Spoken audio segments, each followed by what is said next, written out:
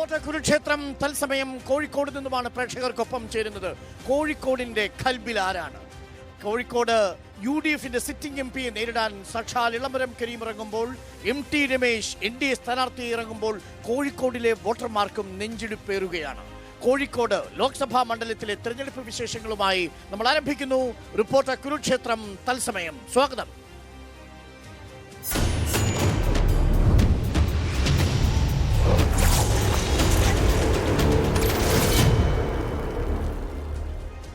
MK Raghavan എന്ന sitting MP നേരിടാൻ സാക്ഷാൽ ഇളമരം കരീം എത്തുന്നു. MT രമേശ് NDA സ്ഥാനാർത്ഥിയായി എത്തുന്നു. വലിയ സസ്പെൻസ് നിറഞ്ഞു നിൽക്കുന്ന ഒരു മണ്ഡലമായി മാറുന്നു. പൗരത്വ വിഷയമടക്കം, മുത്തലാഖ് വിഷയമടക്കം, യൂണിഫോം സിവിൽ കോഡ് വിഷയമടക്കം പലതിനും പ്രചരണ വിഷയത്തിനും സെമിനാർ രാഷ്ട്രീയത്തിനും വേദിയായ കോഴിക്കോടിന്റെ മണ്ണ് ന്യൂനപക്ഷ വോട്ട് ബാങ്കും അതേപോലെ തന്നെ ദേശീയ രാഷ്ട്രീയത്തിലും ഒരുപാട് പ്രാധാന്യമുള്ള കോഴിക്കോടിന്റെ മണ്ണ് ഇക്കുറി ആരെ തുണയ്ക്കും എന്നതാണ് ചോദ്യം. നമുക്കൊപ്പം അതിഥികളായി പങ്കെടുക്കുന്നു. CPM-ൽ നിന്നും Shri KT Kunhikannan. Welcome Shri KT Kunhikannan. Very good evening. ഒപ്പം NDAയിൽ നിന്നും ശ്രീ ഗണേഷ്. വെൽക്കം ഗണേഷ്. UDFിൽ നിന്നും ശ്രീ അഭിജിത്തും നമുക്കൊപ്പം ചർച്ചയിൽ പങ്കുചേരുന്നു. ഒപ്പം കോഴിക്കോട്ടെ വോട്ടർമാരും വിവിധ രാഷ്ട്രീയ കക്ഷികളെ പ്രതിനിധീകരിച്ചുകൊണ്ടുള്ള പ്രവർത്തകരും നമുക്കൊപ്പം തത്സമയം ചേരും. ആദ്യം ഞാൻ അഭിജിത്തിൽ നിന്ന് തുടങ്ങാം. അഭിജിത്ത്, ഇന്ന് മുഖ്യമന്ത്രി പറഞ്ഞ വാചകം ഇതാണ്: കോൺഗ്രസിന്റെ പ്രകടന പത്രികയിൽ ഈ പൗരത്വ നിയമ ഭേദഗതിയുമായി ബന്ധപ്പെട്ട ഒരു പരാമർശം പോലും ഇല്ലാത്തത്, ആ മൗനം അതെന്തുകൊണ്ടാണ് എന്ന് കോഴിക്കോട്ടെ വോട്ടർമാർ ചോദിക്കില്ലേ എന്നാണ്. അല്ല, ഒന്ന് കോഴിക്കോട്ടെ വോട്ടർമാരൊക്കെ രാഷ്ട്രീയ പ്രബുദ്ധത ഉള്ള ആളുകളാണ്. നിങ്ങൾ ആ കോൺഗ്രസിന്റെ മാനിഫെസ്റ്റോ എടുത്ത് പരിശോധിച്ചാൽ അതിൽ കൃത്യമായി പേജ് നമ്പർ 7, 8, 9 ഇടങ്ങളിൽ പറഞ്ഞിരിക്കുന്നു. ഇന്ത്യയുടെ ഭരണഘടന വിഭാവനം ചെയ്യുന്ന ആർട്ടിക്കിൾ 15 നമുക്കറിയാലോ. ആർട്ടിക്കിൾ 15 വിപരീതമായിട്ടുള്ള മതം മാനദണ്ഡമാക്കിയിട്ടുള്ള ഒരു വിവേചനവും ഇന്ത്യയിൽ അനുവദിക്കില്ല എന്ന് പറഞ്ഞാൽ തർക്കം നിങ്ങൾക്ക് വേണ്ട. ഈ രാജ്യത്ത് മതത്തിന്റെ മാനദണ്ഡത്തിൽ CAA നടപ്പിലാക്കാൻ അനുവദിക്കില്ല എന്നത് തന്നെയാണ് കോൺഗ്രസിന്റെ പ്രഖ്യാപനം. സാധാരണ കോഴിക്കോട്ടെ ഒരു ഉമ്മയോട് നിങ്ങൾ ആർട്ടിക്കിൾ 15 പ്രകാരമുള്ള ഒന്നും കേരളത്തിൽ അനുവദിക്കില്ല, ഇന്ത്യയിൽ അനുവദിക്കില്ല എന്ന് പറഞ്ഞാൽ ആ പാവത്തിന് എന്ത് മനസ്സിലാവും? പൗരത്വ നിയമ ഭേദഗതി ഈ സർക്കാർ അധികാരത്തിൽ വന്നാൽ, ഈ ഐക്യജനാധിപത്യ മുന്നണി അധികാരത്തിൽ വന്നാൽ, കോൺഗ്രസ് അധികാരത്തിൽ വന്നാൽ റദ്ദു ചെയ്യുമെന്ന് വ്യക്തമായി പറഞ്ഞൂടെ? എന്താ തർക്കം നിങ്ങൾക്ക്? ഇത് AICCയുടെ മാനിഫെസ്റ്റോ നിങ്ങൾ കണ്ടു. നിങ്ങൾ കേരളത്തിലെ UDFന്റെ പ്രകടന പത്രിക എടുത്ത് പരിശോധിക്കുക. നിങ്ങൾ കോഴിക്കോട് ശ്രീ MK രാഘവൻ എടുത്തു കൊടുത്തിരിക്കുന്ന ജനങ്ങൾക്ക് നൽകിയ പ്രകടന പത്രിക പരിശോധിക്കുക. കൃത്യമായി പറയുന്നുണ്ട് അതിൽ മതം മാനദണ്ഡമാക്കിയിട്ടുള്ള ഒരു തരത്തിലുമുള്ള ഈ വിവേചനം അനുവദിക്കില്ലെന്ന്. എന്ന് മാത്രമല്ല, MK രാഘവൻ ഇത് ഇന്ന് പറയുന്നതല്ല. ഈ CAA വന്ന സമയത്ത് കൊടുവള്ളിയിൽ നിന്ന് ഫറൂഖിലേക്ക് 2 ദിവസത്തെ യാത്ര നടത്തി ഈ പൗരത്വ ഭേദഗതി നിയമം ഈ രാജ്യത്ത് അനുവദിക്കില്ല എന്ന് പ്രഖ്യാപിച്ച കോൺഗ്രസ് MP-മാരിൽ ഒരാളാണ് ശ്രീ MK രാഘവൻ. നോക്കൂ, 18 നിങ്ങളിപ്പോൾ മുഖ്യമന്ത്രിയെ കോട്ട് ചെയ്തുകൊണ്ട് സൂചിപ്പിക്കുകയാണ്. മുഖ്യമന്ത്രി ഈ സമീപ ദിവസങ്ങളായി എന്താണ് സത്യസന്ധമായി പറഞ്ഞിരിക്കുന്നത്? ആദ്യം അദ്ദേഹം പറഞ്ഞത് കോൺഗ്രസുകാരോ UDFകാരോ ഇന്ത്യൻ പാർലമെന്റിൽ CAA വിഷയത്തിൽ നിശബ്ദരായിരുന്നു എന്ന് പറഞ്ഞല്ലോ. അതെ, കള്ളമാണല്ലോ.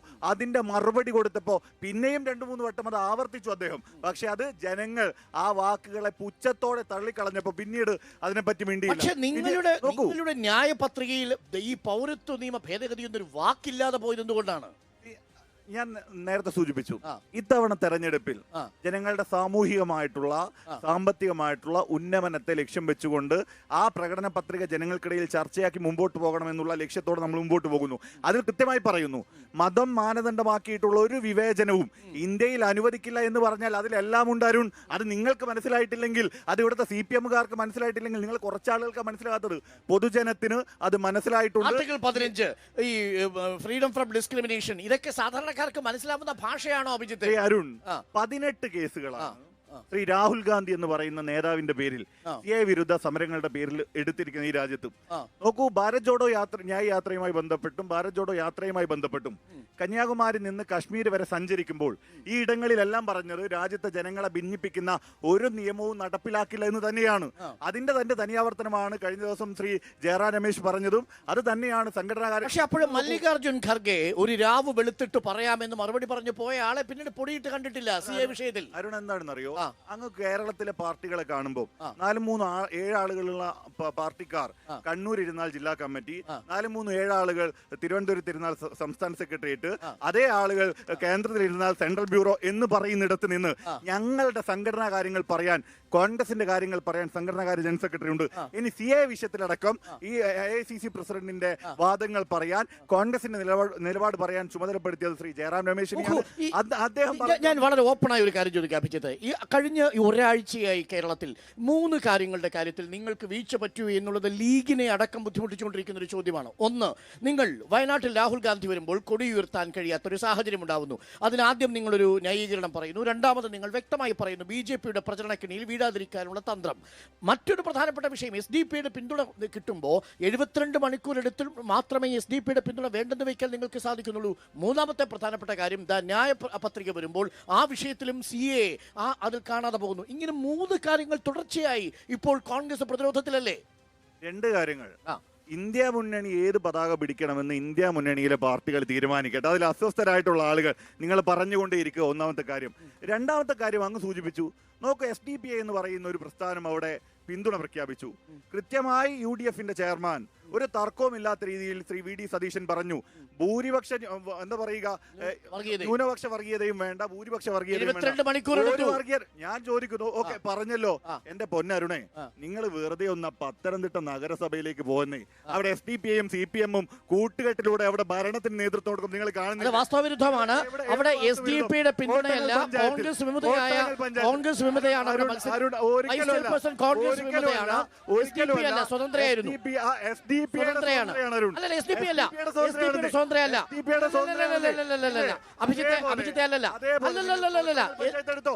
പത്തനംതിട്ട നഗരസഭയിൽ കോൺഗ്രസിന്റെ വിമതയായി മത്സരിച്ച ആമിന ഹൈദരാലിയുടെ കാര്യമാണെങ്കിൽ ആമിന ഹൈദരാലി SDP-യുടെ സ്ഥാനാർത്ഥിയല്ല, അങ്ങ് സത്യസന്ധമായി വസ്തുതാപരമായി അവിടെ ഒരു അന്വേഷണം നടത്തുക. അവർ മത്സരിച്ചത് SDP. ഞാൻ കണ്ടു അവരുടെ നാമനിർദ്ദേശ പത്രിക, ഞാൻ കണ്ടു അവരെ കുറിച്ച് ഇലക്ട്രൽ ഓഫീസിൽ രേഖപ്പെടുത്തിയിരിക്കുന്നത് ഞാൻ കണ്ടു. അപ്പൊ പത്തനംതിട്ടയിലെ വാദം നിൽക്കില്ല. പക്ഷേ കോട്ടാങ്ങൾ നിൽക്കുമെന്ന് ഒന്ന് പറഞ്ഞു കൊടുക്കുന്നേ. CPM-ഉം SDP-യും കൂടി ഭരിക്കുന്ന സ്ഥലമാ കോട്ടാങ്ങൾ. അവിടെ ഞങ്ങൾ പറഞ്ഞു, ഞങ്ങൾക്ക് ഒരു വർഗീയവാദികളുടെയും പിന്തുണ വേണ്ട, അതാ നിലപാട്. അത് പറഞ്ഞു കഴിയുമ്പോ പിന്നെയും നോക്കൂ, അതിന് വ്യക്തമായ കാര്യങ്ങൾ. ഇന്ന് തുടർച്ചയായി മുഖ്യമന്ത്രി ഉന്നമിടുന്നത് ഇവിടുത്തെ ന്യൂനപക്ഷ വോട്ടുകൾ കോൺഗ്രസിലേക്ക് പോകുന്നതിനെ എന്തു വില കൊടുത്തും തടയണം, അതിനു വേണ്ടുന്ന കുപ്രചരണമാണ് നടത്തുന്നത്. ആദ്യം മുഖ്യമന്ത്രി ഒരു കള്ളം പറഞ്ഞു. ഇവിടുത്തെ കോൺഗ്രസിലെ ഒരു നേതാവും CA വിഷയത്തിൽ എതിർത്ത് സംസാരിച്ചിട്ടില്ല എന്ന്, ഭേദഗതിക്ക് വോട്ടിട്ടില്ലെന്ന് പറഞ്ഞു. പക്ഷേ തെറ്റാണെന്ന് പിന്നീട് തെളിഞ്ഞു. എന്തിനാണ് മുഖ്യമന്ത്രി ആ കള്ളം പറഞ്ഞത്? ന്യൂനപക്ഷ വോട്ടുകൾ പരമാവധി തടഞ്ഞ് CPM-ലേക്ക് കൊണ്ടുവരണം. ഇപ്പോൾ ഇവർ പറയുന്നു, പ്രകടന പത്രികയിൽ ആർട്ടിക്കിൾ 15-നെ കുറിച്ച് പറയുന്നു. ആർട്ടിക്കിൾ 15-നെ ലംഘിക്കുന്ന ഒരു നിയമവും ഇന്ത്യയിൽ അനുവദിക്കില്ലെന്ന് പറഞ്ഞാൽ CA-യും അതിൽ പെടില്ലേ? എന്തിനാണ് നിങ്ങൾ ന്യൂനപക്ഷ വോട്ട് കേന്ദ്രമാക്കി കള്ളം പറയുന്നതെന്നാണ് ചോദ്യം. ഈ അഭിജിത്ത് മല്ലികാർജുന ഖാർഗെയേക്കാൾ വലിയ കോൺഗ്രസിന്റെ നയം വ്യക്തമാക്കേണ്ട ആളല്ലല്ലോ. മല്ലികാർജുന ഖാർഗെ പത്രപ്രവർത്തകർ ആവർത്തിച്ച് ചോദിച്ചപ്പോഴും അതിന് മറുപടി പറയാതെ രാത്രി ആവട്ടെ ആലോചിച്ച് പറയാം എന്ന് പറഞ്ഞു പോയത് എന്തുകൊണ്ടാണ്? CA തൊട്ട് കളിക്കാൻ അവർ തയ്യാറല്ല എന്നുള്ളതാണ്. ഇനി അരുണ് ഇവിടെ വിശദീകരിക്കുന്നുണ്ടല്ലോ, എന്ത് പാർലമെന്റിൽ ഇവരെടുത്ത നിലപാടിനെ കുറിച്ച്. നിഷ്ക്രിയ നിലപാടാണ്, ഔപചാരികമായ എതിർപ്പല്ല. അരുൺ അറിയാമല്ലോ, ഇന്ത്യയുടെ പാർലമെന്റിന്റെ ഒരു സഭയാണ് രാജ്യസഭ. ലോകസഭയിൽ ഭൂരിപക്ഷമുള്ള BJPക്ക് അവിടെ പാസാക്കിയാൽ രാജ്യസഭയിൽ അത് പാസാക്കാൻ കഴിയാത്ത സാഹചര്യം ഉണ്ടാക്കാമായിരുന്നു. ഞങ്ങളത് പറഞ്ഞതാ. ഇടതുപക്ഷ പാർട്ടികൾ ഇതിന് ഭേദഗതി കൊടുത്തതാ, കോൺഗ്രസ്സുകാരും ഭേദഗതി കൊടുത്തതാ. പക്ഷെ അവസാനം ചർച്ചക്കൊടുവില് എന്താ സംഭവിച്ചത്?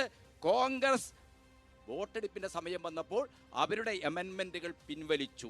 ഇടതുപക്ഷം വോട്ടിനിടണമെന്ന്, അമെൻമെന്റുകൾ കൂടി വോട്ടിടണമെന്ന് വാശി പിടിച്ചു. എന്നിട്ട് എന്താ സംഭവിച്ചത്? 125 വോട്ടുകൾ ആണ് ഈ ഭേദഗതിക്ക് അനുകൂലമായി കിട്ടിയത്. 105 വോട്ടുകൾ എതിരായിരുന്നു. ആസാം ഗണസംഗ്രാം പരിഷത്ത് ഉൾപ്പെടെയുള്ള NDAയിലെ ഘടകകക്ഷികൾ വരെ CAക്കെതിരായിരുന്നു. അവരെയെല്ലാം ഏകോപിപ്പിക്കാനുള്ള സക്രിയമായ ഒരു രാഷ്ട്രീയ നിലപാടെടുക്കാൻ പ്രതിബദ്ധമായിരുന്നില്ലേ ഇന്ത്യയിലെ മുഖ്യ പ്രതിപക്ഷ പാർട്ടിയായ കോൺഗ്രസ്? കോൺഗ്രസ് ആ കാര്യത്തിലെടുത്ത നിഷ്ക്രിയ നിലപാടാണ് CAA പാസാക്കാൻ കഴിഞ്ഞതെന്ന് പറഞ്ഞാൽ അരുണ് നിഷേധിക്കാൻ പറ്റുമോ? രാഷ്ട്രീയ നിലപാടിൽ നിന്നുകൊണ്ട് അദ്ദേഹം നിഷേധിക്കട്ടെ, അരുണ് നിഷേധിക്കാൻ പറ്റുമോ? ഇത് വസ്തുതാപരമാണ്. രാജ്യസഭയുടെ നടപടിക്രമങ്ങളുടെ രേഖകൾ പരിശോധിക്കുമ്പോൾ നമുക്കറിയാം പാർലമെന്റിനകത്ത് ഇതിനെതിരായി സംസാരിച്ച ആളുകളെ ഏകോപിപ്പിക്കുക. അതാണല്ലോ പ്രതിപക്ഷ ധർമ്മം. അതുകൊണ്ടാണല്ലോ ഫാം ലോസിന്റെ കാര്യത്തിൽ എന്താ സംഭവിച്ചത്? അകാലിദൾ ഉൾപ്പെടെയുള്ള പാർട്ടികൾ അതിനെ എതിർത്തപ്പോൾ അവരെല്ലാം ഏകോപിപ്പിച്ച് അത് വോട്ടിനിട്ടാൽ പരാജയപ്പെടുത്താൻ പ്രതിപക്ഷം മുൻകൈയെടുക്കുമെന്ന് വന്നപ്പോഴാണ് കുടില ബുദ്ധിയുള്ള BJPയുടെ നേതാക്കന്മാര് എന്ത് ചെയ്ത് അത് തൽക്കാലം വോട്ടിനിടുന്ന അവസ്ഥയിൽ നിന്ന് പിന്മാറിയത്. ആ നിയമം തൽക്കാലം അല്ല, അത് പാസ്സാക്കുന്ന സാഹചര്യം എന്താണ് എന്ന് നമുക്കറിയാലോ. അപ്പൊ നമ്മൾ കാണേണ്ടത് കോൺഗ്രസ് ഇനിയിപ്പോ ഇവിടെ മത്സരിക്കുന്ന എന്റെയും സുഹൃത്തും അഭിജിത്തിന്റെ നേതാവുമായിട്ടുള്ള MK രാഘവൻ ഇന്ത്യയുടെ പാർലമെന്റിൽ മുത്തലാഖ് നിരോധന നിയമം വന്നപ്പോൾ കൈപൊക്കി പാസ്സാക്കിയ ആളല്ലേ അദ്ദേഹം.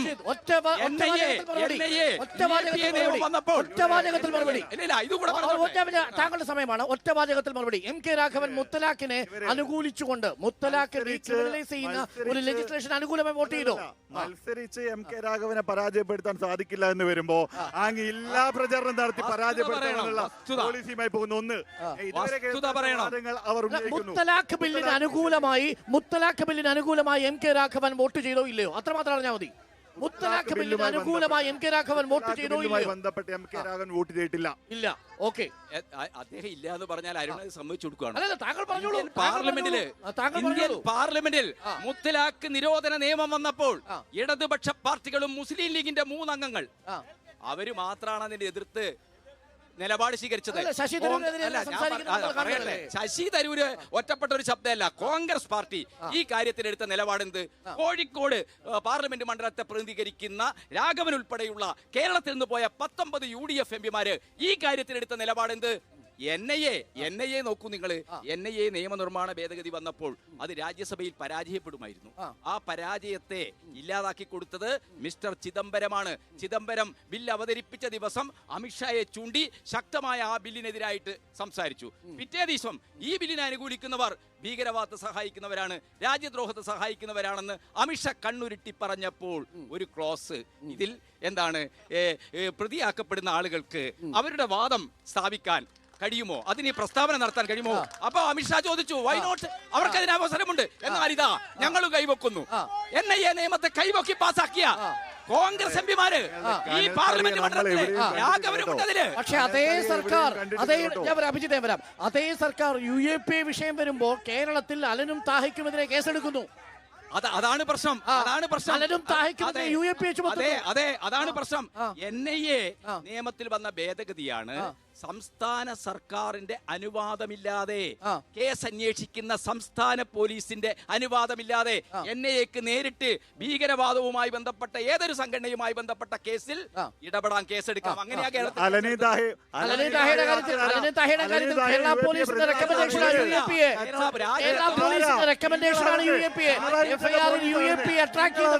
രാജ്യത്തൊരു നിയമം വന്നു കഴിഞ്ഞാൽ രാജ്യത്തൊരു നിയമം വന്നാൽ അത് പാസ്സാക്കില്ലെന്ന് പറഞ്ഞിട്ടുണ്ട്. CAയുടെ കാര്യത്തിൽ മുഖ്യമന്ത്രി അലൻ താഹെ വന്നപ്പോ ആ കാര്യം കണ്ടില്ല. ക്രിമിനൽ നടപടി നിയമം അങ്ങനെയല്ല. അരുൺ എന്താണ് ഒന്നും അറിയാത്ത ആളെ പോലെ സംസാരിക്കുന്നത്? ക്രിമിനൽ നടപടി നിയമം വന്നാൽ ഇപ്പം IPC 302 വധശിക്ഷക്ക് CPM എതിരാണ്. പക്ഷെ ഇവിടെ ഒരു കൊലപാതകം നടന്നാൽ IPC 302 റിയാസ് മൗലവി വധക്കേസിൽ അതേ UAP ചുമത്തിയില്ലല്ലോ സാർ. റിയാസ് മൗലവിയുടെ വധക്കേസിൽ അതേ UAP ചുമത്തിയില്ല. റിയാസ് മൗലവി കേസിലെ UAP ചുമത്തേണ്ട ഒരു ആവശ്യം ഉയർന്നു വന്നിട്ടില്ല. ആ കേസിലെ എല്ലാ പ്രതികളെയും 3 ദിവസം റിയാസ് മൗലവിയെ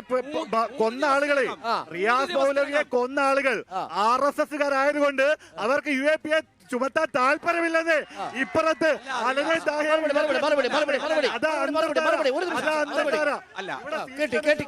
ഞാൻ ഗണേഷിനെ കൂടെ പോയിട്ട് കേട്ടിലേക്ക് വരാം. ഗണേഷ് ഒരു നിമിഷം. ഗണേഷ് ഞാൻ വരാം ഗണേഷിൽ വന്നിട്ട് വരാം. ഗണേഷ് നോക്കൂ, ഈ തെരഞ്ഞെടുപ്പിൽ നിങ്ങൾ മത്സരിക്കാൻ പോകുന്നത് മോദിയുടെ ഗ്യാരണ്ടിയുടെ പുറത്താണ്. പക്ഷെ ഇന്ന് ഓരോ ദിവസവും പുറത്തേക്ക് വരുന്നത് നിങ്ങൾ 400 പുറത്തു പറയുകയും ഉള്ളിൽ 150 കിട്ടുമോ എന്ന് പറഞ്ഞ് കരഞ്ഞ് നിലവിളിച്ച് EDയും IT ഈ പറയുന്ന പ്രതിപക്ഷ ഓഫീസുകളിൽ പോയി അവരുടെ ഉള്ള അക്കൗണ്ടും ചില്ലിക്കാശും പൂട്ടിക്കുകയല്ലേ നിങ്ങൾ ചെയ്തുകൊണ്ടിരിക്കുന്നത്? ഇന്ന് വന്നിരിക്കുന്നു CPMന്റെ തൃശ്ശൂർ ജില്ലയിലെ അക്കൗണ്ട് നിങ്ങൾ പൂട്ടാൻ പോകുന്നു. 5 കോടി. ഭയന്നോ മോഡി? 5 കോടി കണ്ടിട്ടാ? 5 കോടിയല്ല, ഈ ജനങ്ങളെ കണ്ടിട്ട്. അല്ല 5 കോടി എവിടുന്നാ വന്നത്? 5 കോടി എവിടുന്നാ വന്നത്? 5 കോടി എവിടുന്നാ വന്നത്? 5 കോടി വന്നത് ഇവിടുത്തെ സഹകരണ ബാങ്കിൽ നിന്നുള്ള കട്ട പൈസയാണ്. ആര് പറഞ്ഞു ഗണേഷ്? Proceeds of crime കണ്ടെടുത്തോ?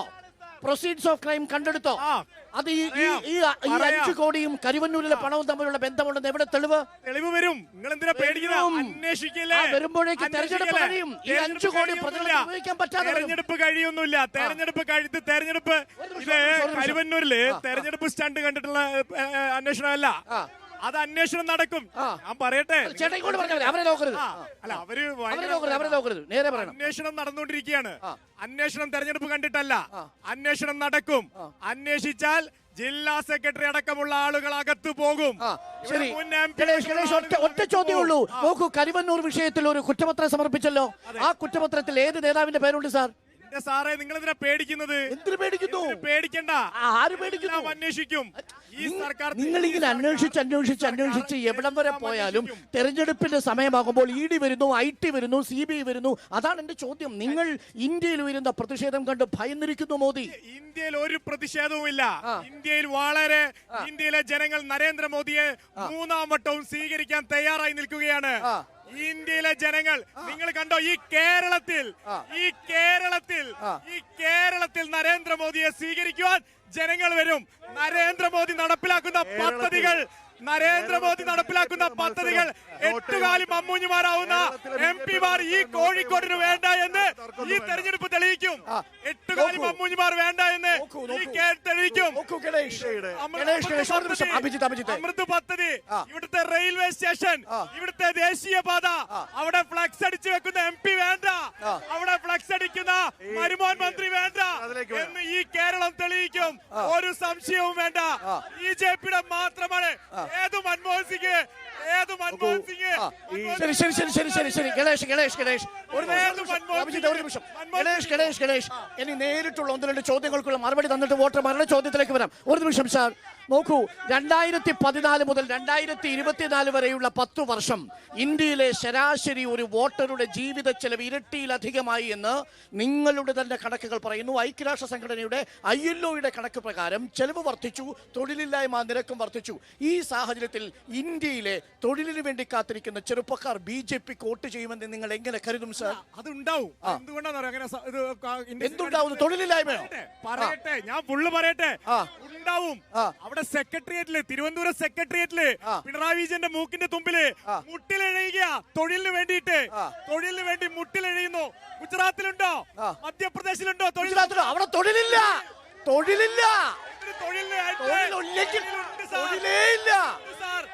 സമരം നടക്കുന്നുണ്ടോ? സമരം നടക്കുന്നുണ്ടോ? ഇന്ത്യയിൽ എവിടെയാ? ഈ കേരളത്തിൽ സെക്രട്ടേറിയറ്റിന്റെ നടയിൽ മാത്രമാണ് സമരം നടക്കുന്നത് സാർ. ശരി ഗണേശന്റെ ചോദ്യം, ഇന്ത്യയിൽ ഏറ്റവും കൂടുതൽ സർക്കാരിൽ തൊഴിൽ കൊടുത്ത സംസ്ഥാനം ഏതാണ്? സർക്കാർ മാത്രമല്ല തൊഴിൽ കൊടുക്കുന്നത്. സർക്കാരിൽ ഏറ്റവും കൂടുതൽ തൊഴിൽ കൊടുത്ത സർക്കാർ തൊഴിലാളികളാ? ഇവിടെ ഇരിക്കുന്ന ആൾക്കാർ സർക്കാരിൽ മാത്രമാണോ? എന്ന് പറഞ്ഞാൽ എന്താ? എല്ലാ മേഖലയിലും തൊഴിലാണ് വേണ്ടത്, അല്ല സർക്കാർ തൊഴിലല്ല. തൊഴിൽ കൊടുത്തിട്ടും ILO-യുടെ കണക്ക് പ്രകാരം തൊഴിലില്ലായ്മ 65% ഉയർന്നത് എങ്ങനെയാണ് സാർ? തൊഴിൽ കൊടുക്കുന്ന സ്ഥാപനങ്ങൾ ഇവിടെ പൂട്ടിക്കൊണ്ടിരിക്കുന്നു. നോക്കൂ ഗണേഷ്, നോക്കൂ, 65% തൊഴിലില്ലായ്മ നിരക്ക് വർദ്ധിക്കുന്നു. ഇന്ത്യയിലെ ചെറുപ്പക്കാരിൽ 85% തൊഴിലില്ലാത്തവരായി മാറുന്നു. എന്റെ സാറേ, ഇരിക്കുന്ന ആൾക്കാരോട് ചോദിക്ക്, തൊഴിലില്ലാത്ത ആൾക്കാരാണോന്ന്. തൊഴിൽ എല്ലാവരുടെ പോക്കറ്റ് എടുത്ത് നോക്കാനുണ്ട്. 500 ആയിരിക്കും, 500, 1000, 2000 ഉണ്ടാവും. പോക്കറ്റ് എടുത്ത് നോക്ക്, എല്ലാവരുടെയും പോക്കറ്റ്. 15 ലക്ഷം തൊഴില്.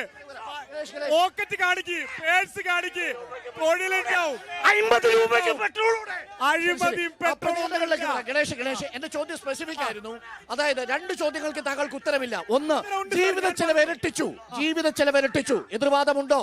ജീവിത ചെലവ് ഇരട്ടിച്ചാൽ അതിനനുസരിച്ച് തൊഴിൽ വേതനം ഇവിടെ ലഭിക്കുന്നുണ്ട്. എവിടെ കിട്ടി? ലഭിക്കുന്നുണ്ട്.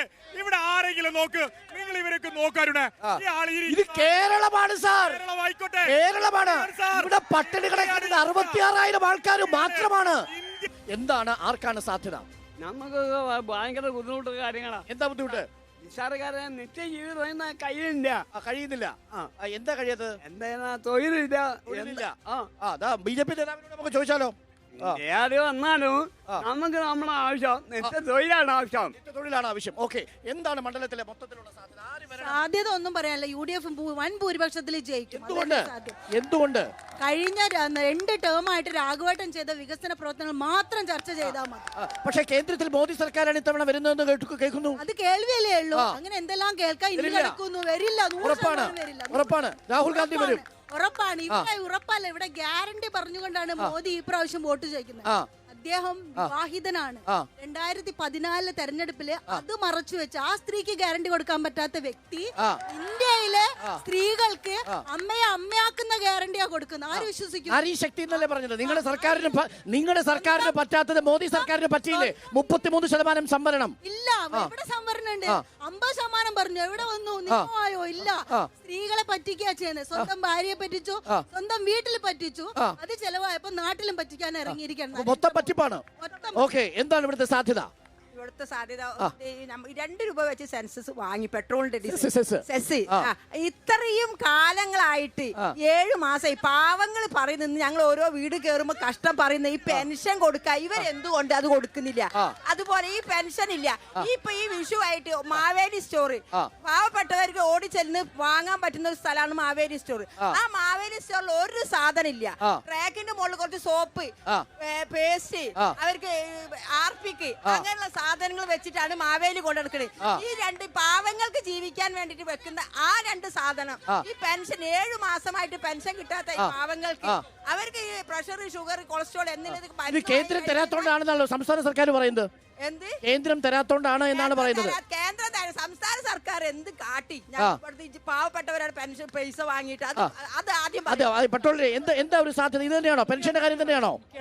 പെൻഷന്റെ കാര്യം തന്നെയാണ്. ഓക്കെ, എന്താണ് ഇവിടെ മറുപടി? ആര് വരണം കോഴിക്കോട് മണ്ഡലത്തിൽ? കോഴിക്കോട് മണ്ഡലത്തില് ഇടതുപക്ഷം എന്ന് പറഞ്ഞാല് കാലഘട്ടത്തിന് ആവശ്യം. പറയട്ടെ, ഞാനൊരു വിദ്യാർത്ഥിയാണ്. വോട്ടുണ്ടോ? വോട്ടുണ്ട്. പറഞ്ഞോ. NCERT പാഠപുസ്തകങ്ങളിൽ നിന്ന് രാമക്ഷേത്രത്തിന്റെ ഭാഗം ഉൾപ്പെടുത്തുകയും ബാബറി മസ്ജിദിന്റെ പൊളിച്ച ഭാഗം ഒഴിവാക്കുകയും ചെയ്ത സാഹചര്യമുണ്ട്. ആ സാഹചര്യം ഉൾപ്പെടെ ഇന്ത്യയെ കാവ്യവൽക്കരിക്കുന്ന ഒരു സാഹചര്യം മുന്നോട്ട് വരുന്ന ഒരു കാലഘട്ടത്തിനകത്ത് എന്താണ് ഇവിടുത്തെ നിത്യ പ്രതിപക്ഷം എന്ന് പറഞ്ഞ കോൺഗ്രസ് ചെയ്തിട്ടുള്ളത്? എന്താണ് ചെയ്തിട്ടുള്ളത്? ഇവിടെ രാമക്ഷേത്രത്തിന് വെറുപ്പിന്റെ കടയിൽ സ്നേഹത്തിന്റെ കട തുറന്നിട്ടില്ലേ? വെറുപ്പിന്റെ കമ്പോളത്തിൽ പറഞ്ഞോ. രാമക്ഷേത്രം നിർമ്മിക്കുമ്പോൾ അതിന് തറക്കല്ലിടുമ്പോൾ ഹനുമാന് മാല ഇടുന്നതല്ല മതനിരപേക്ഷത. മതനിരപേക്ഷത എന്ന് പറഞ്ഞാൽ ഭൂരിപക്ഷ വർഗീയതയോട് കുടപിടിക്കാതെ അതിന് മൃദു ഹിന്ദുത്വ സമീപനം പുലർത്തുന്നതല്ല മതനിരപേക്ഷത. അത് വ്യക്തമായിട്ട് പാർലമെന്റിനകത്ത് ഇടതുപക്ഷ MP-മാര് പറഞ്ഞിട്ടുണ്ട്. ചോദിക്കുന്നത് ഗണേശനോടും അതേപോലെ അഭിജിത്തിനോടാണ്.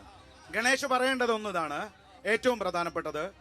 നിർമ്മല സീതാരാമന്റെ ഭർത്താവ് പരകാല പ്രഭാകർജി പറഞ്ഞിരിക്കുന്നു ഒരു വാചകമാണ്, റിപ്പോർട്ടറിനോട് പറഞ്ഞു. അതെ, ഒരു വാചകമാണ് പറഞ്ഞിരിക്കുന്നത്. ആ വാചകം ഇങ്ങനെയാണ്: every one slowly understanding but it is biggest, but only it is the biggest scam in India, but only it is the biggest scam in the world. അതായത് ഇലക്ട്രൽ ബോണ്ട് 8,000 കോടി രൂപ വാങ്ങിയിരിക്കുന്നത് ഏറ്റവും വലിയ അഴിമതിയാണെന്ന് ഈ രാജ്യത്തോട് വിളിച്ചു പറഞ്ഞിരിക്കുന്നത് നിങ്ങളുടെ ഏറ്റവും പ്രബലമായ ധനകാര്യമന്ത്രിയുടെ ഭർത്താവാണ്. അതിൽ നിങ്ങൾക്ക് എന്താ മറുപടി? ഈ രാജ്യത്ത് ആ ഇലക്ട്രൽ ബോണ്ട് വാങ്ങാത്ത ഏക പാർട്ടി CPIM ആണ്. CPIM-ന്റെ പിന്നെ ഒറ്റ മിനിറ്റ് സംശയം.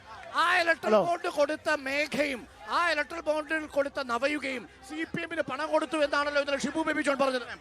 അതായത് ഈ നാട്ടിലെ ഓരോ സംഘടനകളും ഓരോ വ്യക്തികളും അതല്ലെങ്കിൽ ഓരോ പാർട്ടികളും ഈ നാട്ടിൽ നടക്കുന്ന കമ്പനികളിൽ നിന്നും കടകളിൽ നിന്നും വ്യക്തികളിൽ നിന്നും വളരെ ട്രാൻസ്പെറന്റ് ആയിട്ട് കണക്കുകൾ എഴുതി കൊടുത്തുകൊണ്ട് സംഭാവനകൾ സ്വീകരിക്കും. അതല്ലേ ഇലക്ട്രൽ ബോണ്ടിൽ ചെയ്തുള്ളൂ.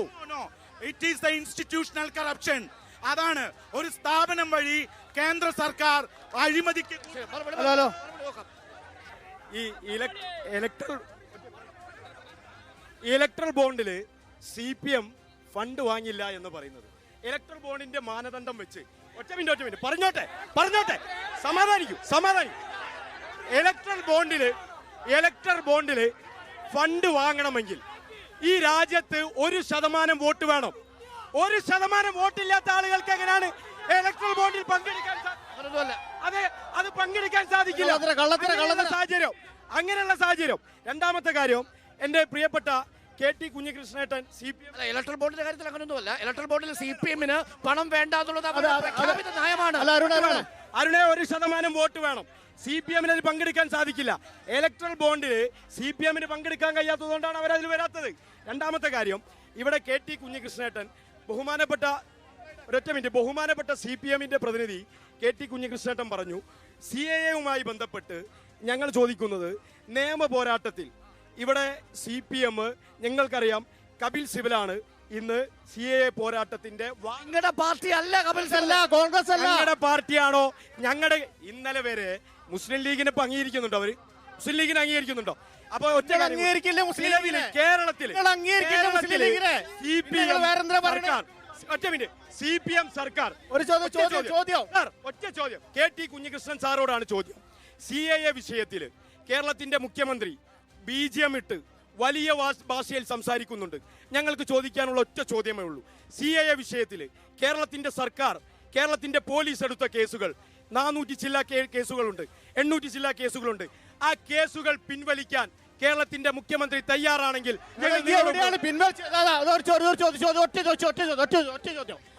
കോൺഗ്രസിന്റെ അഭിജിത്തിനോട് ചോദിക്കുന്നത്, 2014 മുതൽ ഇന്ത്യയിലെ ഏത് സ്റ്റേറ്റ് എടുത്തു കഴിഞ്ഞാലും അരുണാചൽ പ്രദേശിലെ 60 സീറ്റുള്ള നിയമസഭയില് 44 MLA-മാര് മുഖ്യമന്ത്രി അടക്കം കൂറുമാറി BJP-ക്ക് പോയി.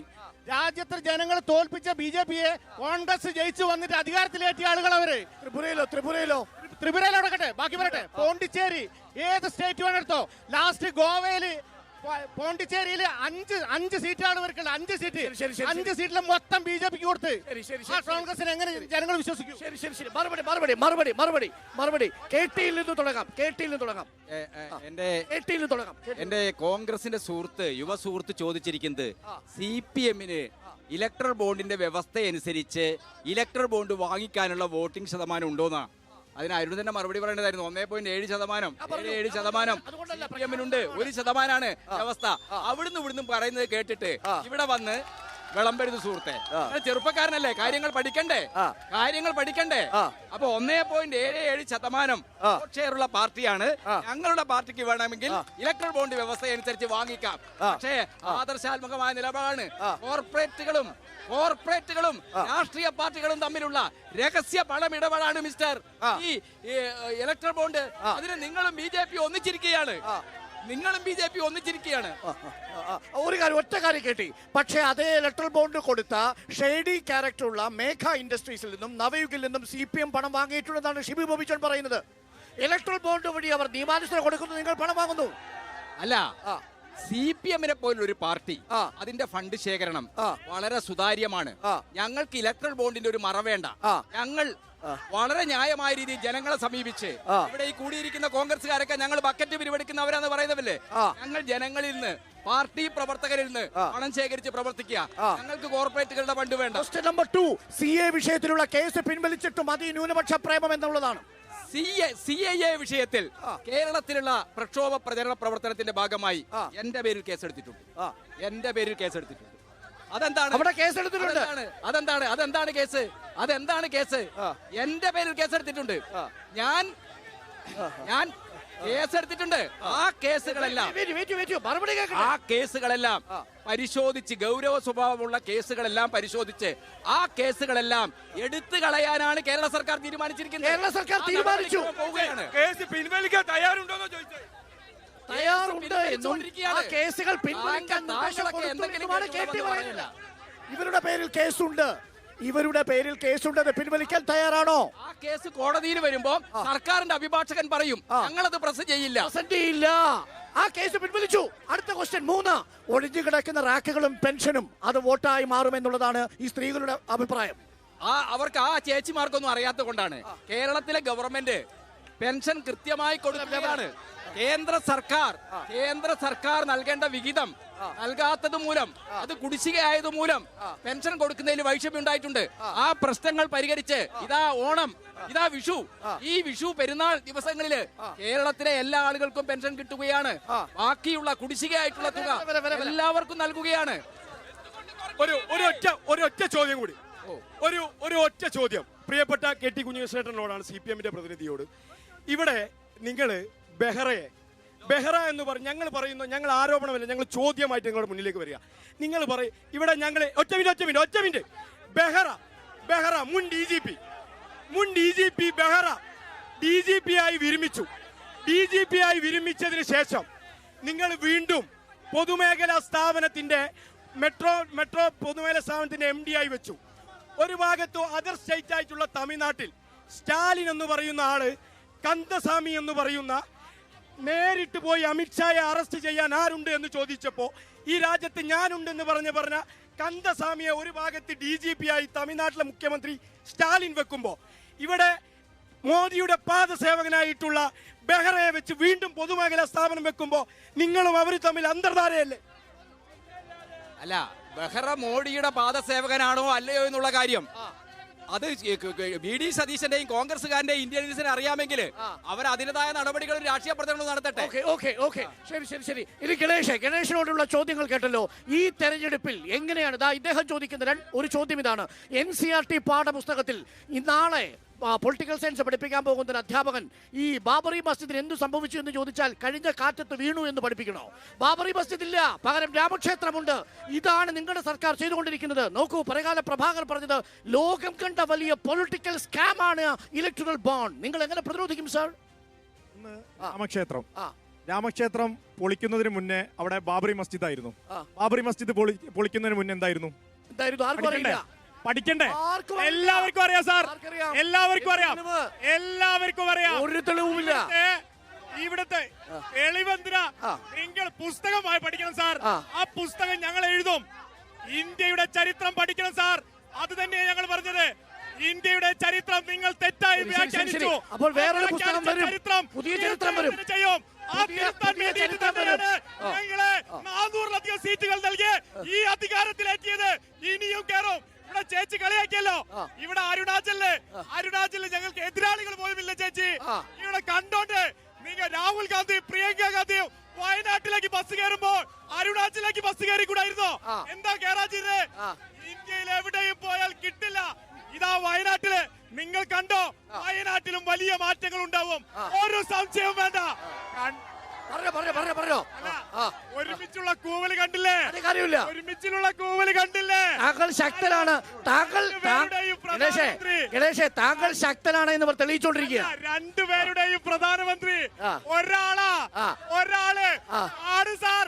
പിണറായി വിജയന്റെയും ഇതാ VD സതീശന്റെയും പ്രധാനമന്ത്രി സ്ഥാനാർത്ഥി ഒരാളാ, രാഹുൽ ഗാന്ധിയാണ്. ആണമുണ്ടോ നിങ്ങൾക്ക്? ഇവിടെ തമ്മിൽ തല്ലാൻ. ഇനി ഇലക്ട്രൽ ബോണ്ട്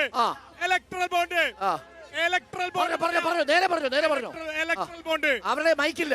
ബോണ്ടിലെ ഞങ്ങൾ 30 നിയമാനുസൃതമായിരുന്നു കോടതി പിൻവലിക്കുന്നത് വരെ. അന്ന് ഇലക്ട്രൽ ബോണ്ടിന്റെ 30% ഞങ്ങൾ മേടിച്ചു. ബാക്കി 70% ആരാ മേടിച്ചത്? ഇതാ ആളുകൾ. ഇവരില്ല, ഇവിടെ ഇല്ല. പറയാം. DMK കുറിച്ചിട്ട് പറയട്ടെ സാർ. DMK കുറിച്ച് പറഞ്ഞ സഹോദരനെ പോയി DMKയുടെ തെരഞ്ഞെടുപ്പ് സാന്റിയാഗോ മാർട്ടിൻ മാത്രമല്ല, DMKയുടെ തെരഞ്ഞെടുപ്പ് ഇലക്ഷൻ കമ്മീഷന് കൊടുത്ത ലിസ്റ്റ് പ്രകാരം, കണക്ക് പ്രകാരം എത്രയാ മേടിച്ചത്? സാറേ, നിങ്ങൾക്ക് നാണമില്ലേ? നിങ്ങൾക്ക് പല തന്തമാരാണോന്ന് എനിക്ക് സംശയം. ഒരു സംശയം. നിങ്ങൾ ഇലക്ട്രൽ ബോണ്ടിന് വരുന്ന ഒരു പ്രത്യേക മെക്കാനിസം ഉണ്ടല്ലോ. ആദ്യം കൊച്ചി ഹനീഫെ പോലെ കത്തിയുമായിട്ട് ഹഫ്ത ഭരിക്കാൻ വിടും. അവിടെ ചെല്ലുന്ന സമയത്ത് ED കാണിച്ച് പേടിപ്പിക്കും. ED കാണിച്ച് പേടിപ്പിച്ചിട്ട് ED കൊണ്ട് ഫലിക്കുന്നില്ലെങ്കിൽ നിങ്ങൾ അറസ്റ്റ് ചെയ്യും. അറസ്റ്റ് ചെയ്ത് കഴിഞ്ഞിട്ട് അവർ ഇലക്ട്രൽ ബോണ്ടിൽ പണം ഇട്ടാൽ നിങ്ങൾ അവരെ കുറ്റവിമുക്തരാക്കും. ഞങ്ങള് പറഞ്ഞെന്തുകൊണ്ടാ? ഞങ്ങൾ ഇന്ത്യ ഭരിക്കുന്നു. ഇന്ത്യയിലെ പ്രധാന സംസ്ഥാനങ്ങൾ ഞങ്ങൾ ഭരിക്കുന്നു. ഇവർക്ക് എങ്ങനെ 70% കിട്ടുന്നത്? അത് മനസ്സിലാവുന്നില്ല ഇവർക്ക്. അവര് റീജിയണൽ ശക്തികളാണ് സാർ. അഭിജിത്തെ മറുപടി, അതിന്റെ കൂടെ മറുപടി. ഇവരിപ്പോ BJP-ക്കാരനും CPM-കാരനും അങ്ങോട്ടും ഇങ്ങോട്ടും പറയുന്നു. നരേന്ദ്രമോദിയും പിണറായിയും കൈ കൊടുക്കുന്നു. നരേന്ദ്രമോദിയും പിണറായിയും കൈ കൊടുക്കുന്നു. കേരളത്തിൽ അവസ്ഥ നമ്മൾ കാണുന്നു. നരേന്ദ്രമോദിയും പിണറായിയും കൈ കൊടുത്തു പോകുന്നു. നോക്കൂ അലനും ഷുഹൈബിനുമെതിരെ UAPA ചുമത്താനും റിയാസ് മൗലവിയുടെ ഘാതകരായ RSSകാരെ സംരക്ഷിക്കാനും പിണറായി വിജയൻ ഇടനില നിന്നത് ആരാണ്? 1, 2 അല്ല മനുഷ്യ ചോദിക്കട്ടെന്ന്. നിങ്ങളെ കൊടകരയിലെ കുഴൽപ്പട കേസിലൊക്കെ സുരേന്ദ്രനെ സംരക്ഷിച്ചു കൊടുക്കുന്ന പിണറായി വിജയൻ നമ്മൾ കാണുന്നുണ്ട്. കൊടകരയിലെ കുഴൽപ്പട കേസിൽ സുരേന്ദ്രനെ സംരക്ഷിച്ച പിണറായി കാണുന്നു. നോക്കൂ ഇത് പ്രവീൺ തൊഗാഡിയക്കെതിരെ ഉമ്മൻചാണ്ടി കേസെടുത്തിരുന്നോ? ഇവിടെ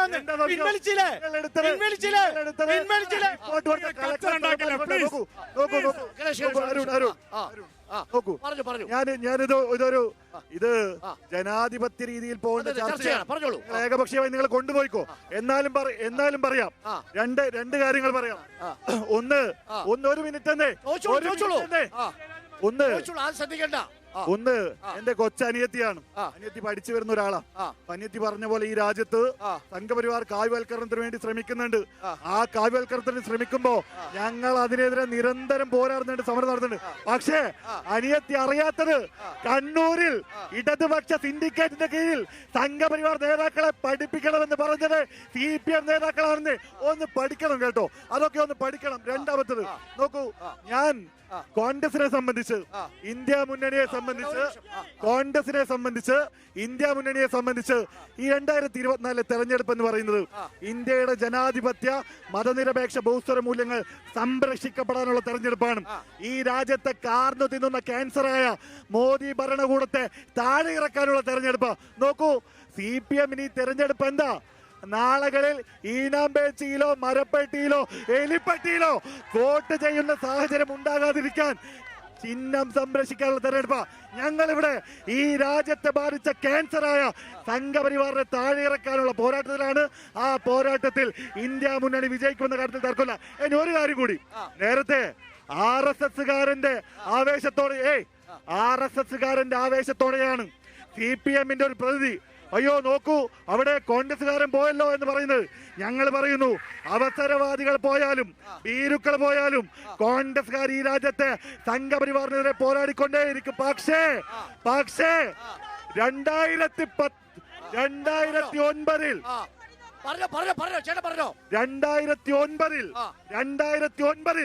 പശ്ചിമ ബംഗാളിൽ 33% വോട്ടുണ്ടായിരുന്ന CPM ഇന്ന് എവിടെയാണല്ലോ 33% ഒലിച്ചുപോയി BJPയിലേക്ക്. ആ യാഥാർത്ഥ്യം ഉൾക്കൊണ്ടുപോയി.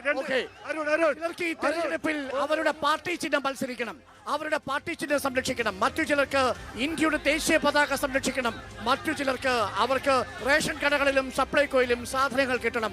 ഒപ്പം ഈ രാജ്യത്ത് പൗരന്മാരായി ജീവിക്കാനുള്ള അവകാശം ഉണ്ടാവണം.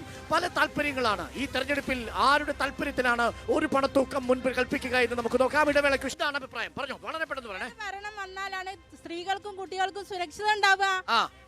ഏത് ഭരണം വരണം എന്നാണ് ആഗ്രഹിക്കുന്നത്? ഏത് ഭരണം? ഇതുവരെ വന്ന ഭരണങ്ങളൊന്നും സുരക്ഷിതല്ല. കർശനമായ സുരക്ഷിത. ഏത് ഭരണം വന്നാലോ കൊലപാതകം കുട്ടികൾക്കും കുഞ്ഞുങ്ങൾക്കും സ്ത്രീകൾക്ക് നടക്കാൻ പറ്റുന്നില്ല. നടക്കാൻ പറ്റുന്നില്ല. 7 മണി കഴിഞ്ഞാൽ രാത്രി റോഡിൽ ഇറങ്ങി നടക്കാൻ കഴിയുന്നില്ല. അപ്പൊ സ്ത്രീക്ക് സുരക്ഷ വേണം. മാറി വരുന്നു. എന്നാണ് ഈ സുരക്ഷിത ഉണ്ടാവുന്നത്? എന്താണ് പറഞ്ഞോളൂ, എന്തോ പറയാൻ വന്നു? സ്ത്രീ സുരക്ഷിതത്തിന് UDF അധികാരത്തിൽ വരണം. പാർലമെന്റിലെ രാഹുൽ ഗാന്ധി പ്രധാനമന്ത്രിയായി വരണം. ഞാനിവിടെ പറയുന്നുണ്ടല്ലോ. എനിക്ക് ചോദിക്കാനുള്ളത് CPMന്റെ പ്രതിനിധിയോടാണ്. ക്ഷേമ പെൻഷൻ നേരത്തെ ഞാൻ കുറച്ചു നേരം വൈകി എത്തുമ്പോൾ ക്ഷേമ പെൻഷൻ ഒരു ടോപ്പിക്കായി വന്നു. ഇവരുടെ പ്രകടന പത്രികയിൽ ഉണ്ടായിരുന്നത് മാസം തോറും 1000 രൂപ വീടുകളിൽ. അതെവിടെ പോയി? 1000 ഇവരെ പ്രകടന പത്രികയിൽ 1000 രൂപ മാസം തോറും വീടുകൾ. ഇപ്പൊ 1600 പക്ഷെ 1600 ഗോവിന്ദയാണ്. ഇപ്പൊ ഗോവിന്ദ എന്തായി? ശരി മറുപടി എന്താ? വളരെ പെട്ടെന്ന് പറയണേ സാർ. അഭിജിത്തിനോടാണ്. അഭിജിത്ത് നേരത്തെ പറഞ്ഞു ഇവിടെ RSSന് ശാഖക്ക് കാവലെന്നത് ഈ കോൺഗ്രസിന്റെ പ്രസിഡന്റ് സുധാകരനാണ്. പിന്നെ ഇവർ ചിഹ്നം സംരക്ഷിക്കുന്ന കാര്യത്തെ പറഞ്ഞു. കോൺഗ്രസ് പാർട്ടി 3ാമത്തെ ചിഹ്നത്തിലാണ്. ഒരു പാർട്ടി ഉപയോഗിച്ച ചിഹ്നമാണ് കോൺഗ്രസ് പാർട്ടി ഉപയോഗിക്കുന്നത്. CPM ചുറ്റിക്കരിവാൾ നക്ഷത്രം അന്നും ഇന്നും അരിവാൾ നൽകുന്ന ഒരു ചിഹ്നത്തിലാണ് മത്സരിക്കുന്നത്. സാർ, എനിക്ക് ചോദിക്കാനുള്ളത് BJPയുടെ പ്രതിനിധിയോടാണ്. നരേന്ദ്രമോദി തൃശ്ശൂര് വന്നപ്പോൾ സ്ത്രീ സുരക്ഷയെ പറ്റി വാചാലിനായി സംസാരിക്കുന്നത് കേട്ടു. നാരീശക്തി എന്നൊക്കെ പറഞ്ഞ് സംസാരിക്കുന്നത് കേട്ടു. സർ, എനിക്ക് ചോദിക്കാനുള്ളത് താങ്കളോടാണ്. എന്തുകൊണ്ട് മണിപ്പൂരിലെ സ്ത്രീകൾ പൂർണ്ണ നഗ്നരായി തെരുവുകളിൽ വലിച്ചിഴക്കപ്പെട്ടപ്പോൾ എന്തുകൊണ്ട് അവിടെ മാത്രം നരേന്ദ്രമോദി പോകാതെയും നാരിശക്തി ഇല്ലാതെയും ഈ നാട്ടിലെ സ്ത്രീജനങ്ങളെ അപമാനിച്ചുകൊണ്ടുള്ള ആ ഒരു ഉത്തരം BJP പ്രതിനിധി പറയണം. പിന്നെ കോൺഗ്രസ് പ്രതിനിധിയോട് ഒരു കാര്യം ചോദിക്കണം. സുധാകരൻ എന്ന് പറയുന്ന കോൺഗ്രസിന്റെ മുതിർന്ന നേതാവ് VD സതീശനെ വിളിച്ചത് ഈ പ്രതിനിധി പറഞ്ഞിരണം. പിന്നെ നാളെ ഇവിടുന്ന് വോട്ട് വാങ്ങി BJPയിലേക്ക് ചേക്കേറുന്നവരാണ് കോൺഗ്രസ് പ്രതിനിധികൾ. വയനാട്ടിലെ ലീഗിന്റെ കൊടിയും കോൺഗ്രസിന്റെ കൊടി താഴ്ന്നു. മഹാരാഷ്ട്രയിലെ ശിവസേനന്റെ കൊടിയും കോൺഗ്രസിന്റെ കൊടി ഉയർന്നു. ലീഗുകാരാണോ കൊടി? മറുപടി പറഞ്ഞോ. ചോദ്യം CPM പ്രതിനിധിയോടാണ് ഒരു ചോദ്യം. നിങ്ങൾ നേരത്തെ പറഞ്ഞല്ലോ പൗരത്വ ഭേദഗതി നിയമത്തിനെതിരെ നിങ്ങൾ ഇവിടെ വലിയ മുഖ്യമന്ത്രിയുടെ വലിയ പ്രഖ്യാപനമൊക്കെ ഉണ്ടായി. 2019 ഡിസംബർ മാസം 21-ാം തീയതി പൗരത്വ ഭേദഗതി നിയമത്തിനെതിരെ സമരം ചെയ്തതിന്റെ പേരിൽ 5 ദിവസം ജയിലിൽ കിടന്ന ആളാണ് ഞാൻ. കോൺഗ്രസ് പ്രവർത്തകനായിട്ടുള്ള ആളാണ് ഞാൻ. ഈ 26-ാം തീയതി പുറത്തിറങ്ങി അതിനുശേഷം 3 വർഷക്കാലമായി കേസുമായിട്ട് മുന്നോട്ട് പോയി എല്ലാ മാസവും കോഴിക്കോട് ജില്ലാ കോടതിയിൽ പോയ ആളാണ് ഞാൻ. അപ്പോ ആ കേസ് പിൻവലിക്കാൻ നിങ്ങൾ തയ്യാറായിട്ടില്ല. അത് അവസാനം കോടതി ആ കേസ് നിങ്ങൾ പ്രോസിക്യൂഷൻ എതിർത്തിട്ട് പോലും കോടതി ആ കേസ് തള്ളുകയാണ് ചെയ്തത്. ഒന്ന്. രണ്ടാമത് കാര്യം, നേരത്തെ കോടതി പ്രോസിക്യൂഷൻ എതിർത്തിട്ട് പോലും നിങ്ങൾ കോടതി തള്ളി. പിന്നെ രണ്ടാമത്തെ ക്വസ്റ്റ്യൻ, നേരത്തെ SFI പ്രതിനിധി പറഞ്ഞൊരു കാര്യം, ഈ NCERT പാഠപുസ്തകത്തിൽ നിന്നും ബാബറി മസ്ജിദ് അതുപോലെ തന്നെ ഗുജറാത്ത് കലാപം 2002 ഗുജറാത്ത് കലാപം എടുത്തു കളഞ്ഞു. ശരിയാണ്, BJP ചെയ്യുന്നത് വലിയ തെമ്മാടുത്താണ്, ഒരു സംശയം വേണ്ട. അതേ കാര്യത്തിൽ അതേ BJPയുടെ നേതാവ്, അതേ RSSന്റെ നേതാവ് സവർക്കറുടെയും ഗോൾവാൾക്കറുടെയും ചരിത്രം കണ്ണൂർ യൂണിവേഴ്സിറ്റിയിൽ പൊളിറ്റിക്കൽ സയൻസ് MA പൊളിറ്റിക്കൽ സയൻസിൽ പഠിപ്പിച്ച ആളുകളാണ് നിങ്ങൾ, അല്ലേ? പെട്ടെന്ന് പറയണേ. രാഷ്ട്രീയമല്ല പറയാനുള്ളത്.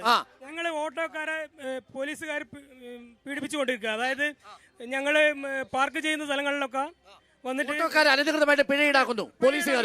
അതെന്തുകൊണ്ട് പോലീസുകാർ? അതിനു മുമ്പ് ഈ വളരെ പ്രധാനപ്പെട്ട ചോദ്യങ്ങളാണ്. ഓരോ മിനിറ്റ് വീതമേ അതിഥികൾക്കുള്ളൂ. അതുകൊണ്ട് ചുരുങ്ങിയ സമയത്തുള്ളിൽ നിങ്ങൾ മറുപടി പറയാൻ ഇടപെടരുത്. 1 മിനിറ്റ് സമയം. കെട്ടി കുഞ്ഞിക്കണ്ണൻ പ്ലീസ്.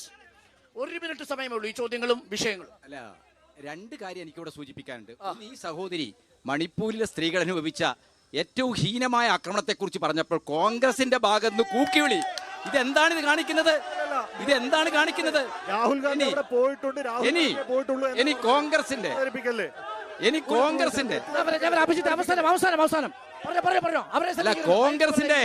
കോൺഗ്രസിന്റെ സുഹൃത്തോട് ഉന്നയിച്ചല്ലോ, അദ്ദേഹം CAക്കെതിരായി സമരം ചെയ്തപ്പോ കേസെടുത്തു.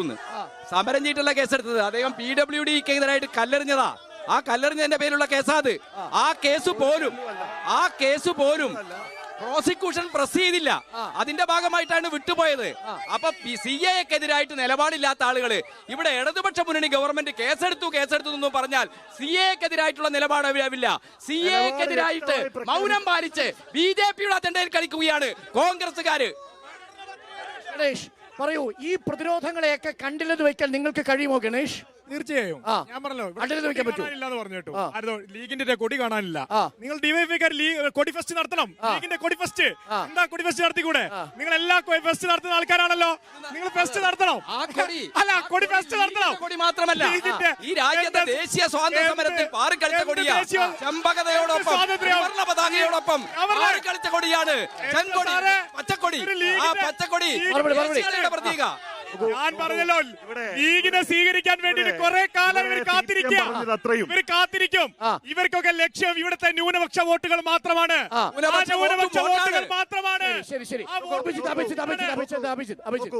കേരളത്തിൽ എന്തായാലും നോട്ടയോട് മത്സരിക്കുന്ന BJP 3 ആണോ 4 ആണോ സ്ഥാനമെന്ന് നോക്കിയാൽ മതി.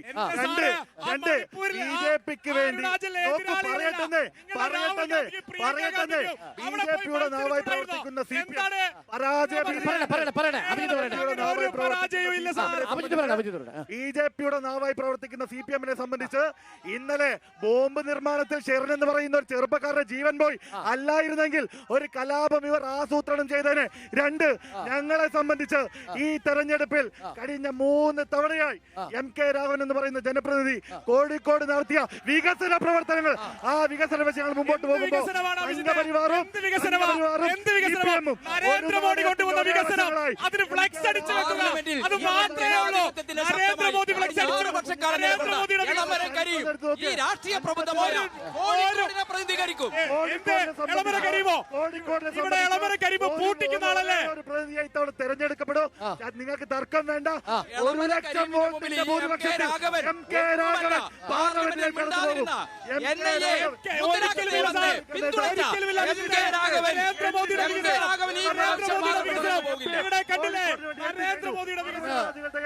ഇരുപത്തിയേഴാം രാവാണ് ലൈലുത്തുൽ ഖദർ എന്ന് വിശ്വാസികൾക്ക് വളരെ പ്രിയപ്പെട്ട ദിവസം.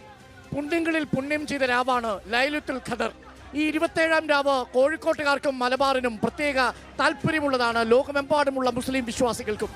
ജൂൺ 3-ാം തീയതി ആ രാവൊന്ന് വെളുത്തു വരുമ്പോൾ ആരുടെ ലൈലുത്തുൽ ഖദറാണ് എന്ന് കേരളവും ഇന്ത്യയും വിധി എഴുതട്ടെ. Good bye, good night.